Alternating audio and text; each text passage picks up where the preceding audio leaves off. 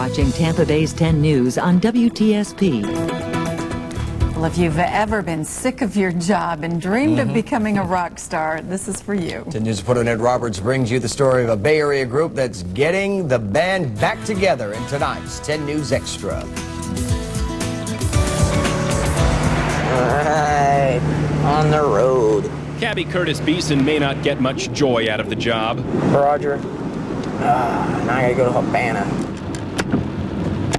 But the music, well, that moves him. Yeah. Time to go to work. And Ben Meyer may not care so much for being a courier. I just do it to help pay the bills and stuff, but I mean, my love is playing music. As for Ron Galletti, what's the hottest biker show on TV? Born to Ride. Well, producing a website and TV show can make him a little psycho. Psycho! They are three guys living separate lives linked by one savage, nasty thing. Nasty Savage. Nasty Savage. Nasty Savage. 20 years ago, as an early 80s heavy metal scene was brewing in Brandon, Galletti says he pitched an idea to a group of area musicians. Nasty Savage. You like that name? That's the name of the band. They said, cool.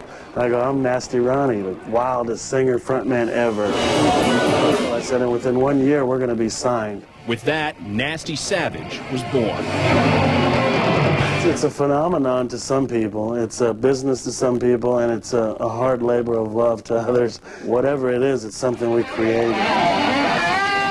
This was one of our first gigs that were in the guy's mom's bedroom before he go out on stage. Of course, the parents were out of town. I rode out on a Harley and everything through the crowd. I mean, the first show, we put such an impact on Brandon that I couldn't believe it. And with each show, Galletti further developed his Nasty Ronnie persona, increasingly prone to tearing apart televisions on stage.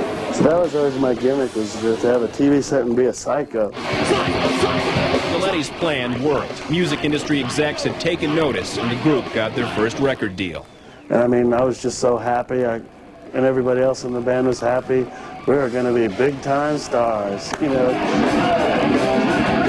More albums followed, along with a non-stop series of club dates across the country, 60 shows in 65 days on one tour. Still, the group never gained widespread popularity in the U.S. Their real fan base, it turned out, was in Europe. There was like 700 people at the airport to see Nasty Savage. It's just incredible because it's so different from America. You know, America, we're just thrown in as another band, but you go other places where you have a reputation.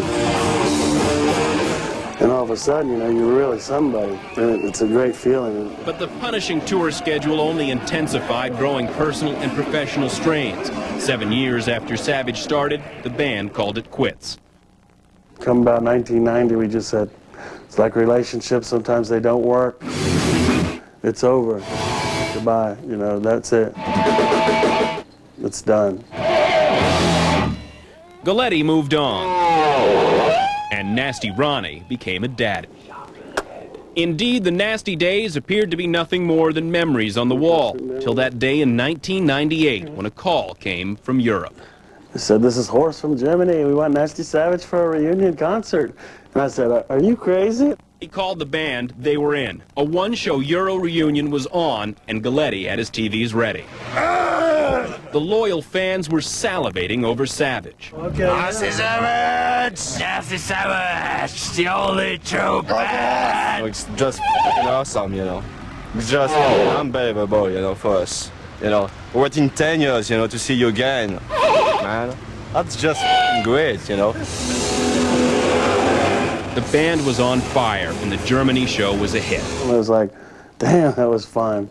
We had it back in our hearts again. It proved that, hey, we could still be marketable. But it would be 5 more years until they put that marketability to the test. Earlier this year, with a comeback record deal in the works, they started jamming again. Nasty Savage was giving it another shot. Check, 1, 2, 2, 2. With the record deal signed, Galletti was back in the studio. Psycho, psycho! Recording Psycho Psycho, the band's first new album in 14 years. It's almost like a flashback from the past. How often can you go back in your life 20 years to your youth? You know, it's like euphoric. The band plans for an end-of-the-year release and, of course, a European tour to follow. Who knows where it could really take us? We might find more fortune and fame, you know, now than we did before. But before any shows overseas, Nasty Savage has a few things to take care of right here at home, including their first Bay Area concert since getting the band back together. It's just a drain.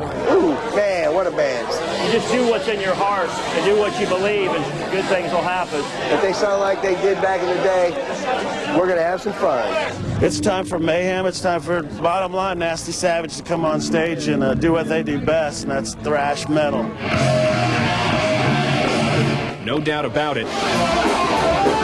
This Savage band that disbanded 13 years ago is back.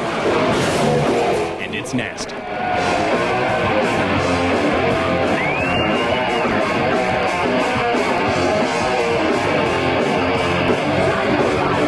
Ned Roberts, Tampa Bay's 10 News. Right now, Nasty Savage is focused on finishing up the new album, Psycho Psycho. They're planning to release it before they begin their European tour sometime in December. To find out more about Nasty Savage, log on to TampaBase10.com and click on the extra icon on the left side of the screen, and then look for Nasty Savage at the top of the page, and I'm sure you won't miss it there.